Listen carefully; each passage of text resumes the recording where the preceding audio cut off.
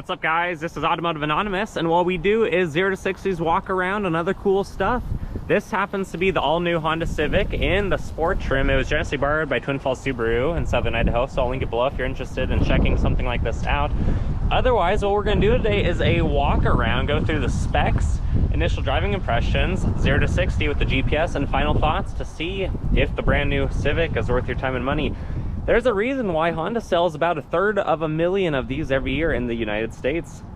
It's now in the 11th generation that started for 2022 like this is, although for 2023 there are no new changes other than dropping the LX trim level and bringing back the Type R with the 2-liter turbo baby.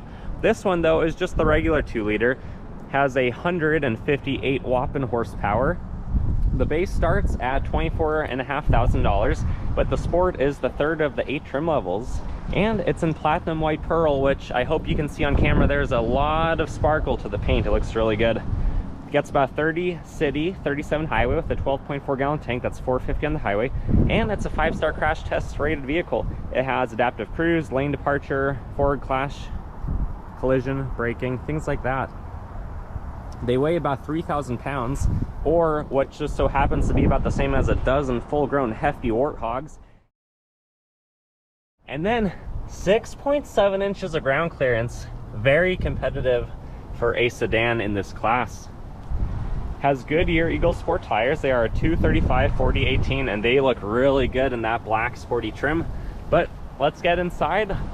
Let's see what it looks like in the all-new Honda Civic. As we get into it and out of this 14-degree wind, remember, if you guys like my video, please like, comment, and subscribe. Help the channel grow and tell me what you want to see next. Otherwise, I'm going to show you the door panels. Cloth, nice white stitching. They are soft. There's enough room to grab. You could fit a bottle of water about 3 Pop-Tarts wide and a pack of gum. You do have the trunk release right there.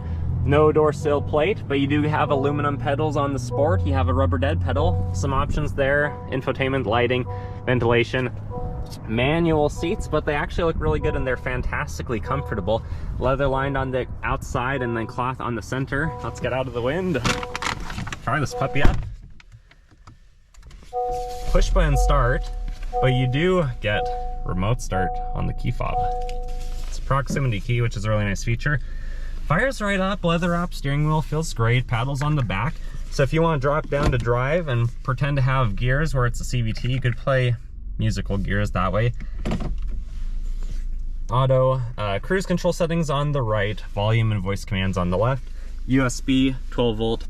It's kind of a storage tray. It's rubber lined and it's actually really nice. Cup holders are out of the way. They feel good. Drive mode for sport, normal, or eco.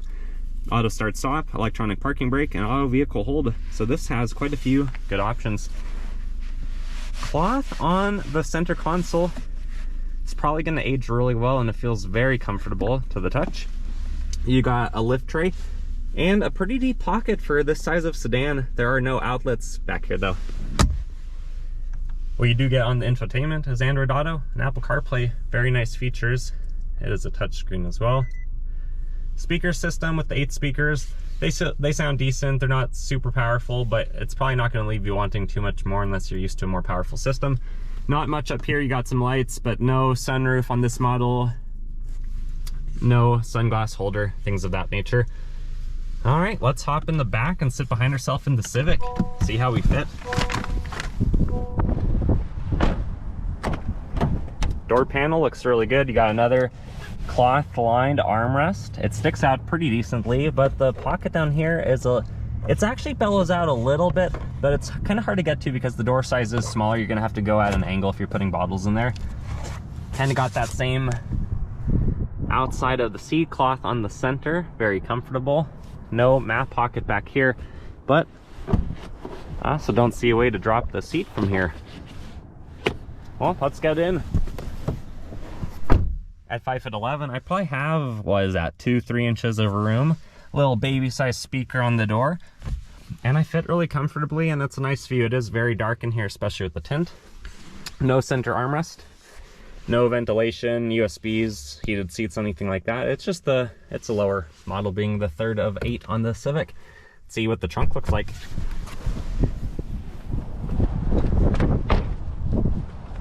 We'll use the key to pop it.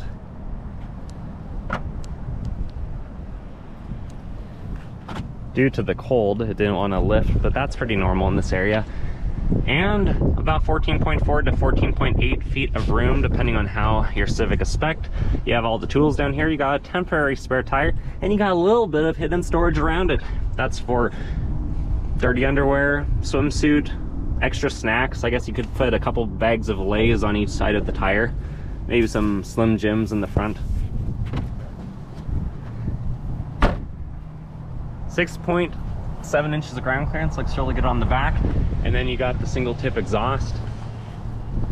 Passenger side looks very familiar. You do get one map pocket, and that's gonna be your hand, because there isn't actually anything on the back of the seat. But it is a top safety pick, 5-star crash test. So our passengers safe, you don't have to worry about them.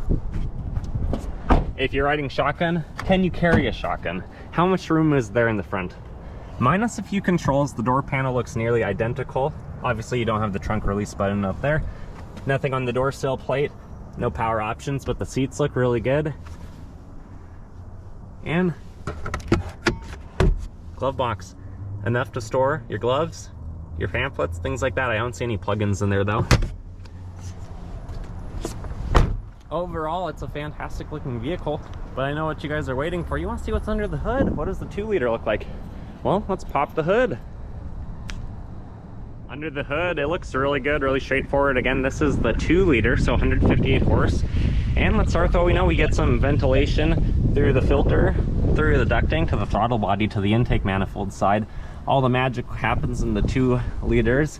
Comes out the exhaust. There's the catalytic converter right up top, so no one's going to be stealing that from under your car. I've heard that's a problem in some warmer states. Battery, positive terminal, negative terminal, brake fluid reservoir, coolant overfill, windshield washer reservoir, alternator right up top, serpentine belt, and so much room to work on this engine. So it's a good one. I think it'll be really reliable for a lot of miles, but if you ever have to work on it, shouldn't be too bad. Strap the hood. Initial driving impressions of the sport sedan. It feels pretty good, even in eco mode. It has enough power to catch up to traffic. The engine does sound pretty loud, as this vehicle does rev to almost 7,000 RPM when it's being held by the CVT. Visibility is great because it's a Honda. It's darkly tinted, so you don't feel like you have the fishbowl effect where everyone can see you, but I feel pretty nice in here. I do like that the infotainment doesn't peer over the hood or the dash line from my perspective. The steering wheel, leather wrapped, feels really nice. Door panel, very soft. All the soft touch materials in here are pretty nice for this class of vehicle. The shifter's right where it needs to be. The cup holders are out of the way. You're not going to be bumping into too many things. You can easily switch to sport mode if you want to have a little bit more fun.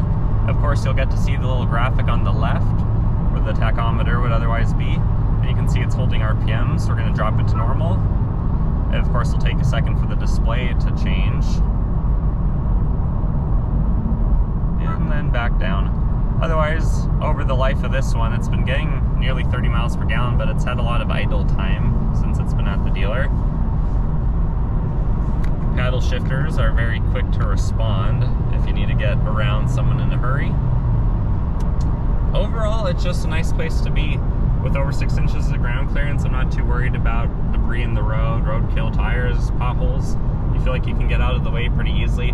The turning feels really sharp and does feel quite sporty for being a front-wheel drive car, but you feel like you're in control throughout. There's not really any numbness in the steering feel. The speaker system is adequate. It's not an aftermarket system, it's not a premium system, but the standard setup, it's not too bad. It's kind of crazy to me that this new Civic in here, it feels almost as big as what the Accord just recently was, or the Legacy I just hopped out of earlier today. But let's get to our 0 to 60. Let's see how fast the 2-liter Civic is.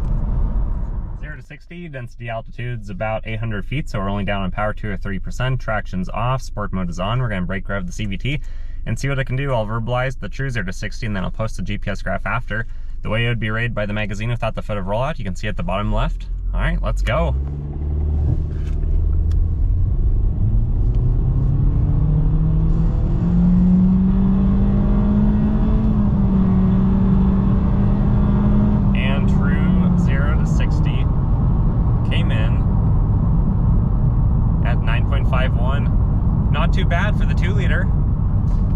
get to our final thoughts. Final thoughts of the all-new Civic is it looks amazing. For this class of car, Honda has really done a fantastic job. If you're comparing this to the Impreza, the Corolla, things like that, I think this is a really good offering. It looks aggressive, especially with the blacked out sport package and that dark tint. They get phenomenal mileage. They have a big cabin. They feel very stable on the road for only being about 3,000 pounds. And you can't go wrong because it's a Honda. You know it's going to be reliable. You know it's going to last a long time. Remember, this one will be linked in the description below. Otherwise, if you guys enjoyed my style of review, please consider liking, commenting, and subscribing. There's so much more good stuff coming. For those of you who already have, thank you so much. Take care, guys. I'll see you on the next one.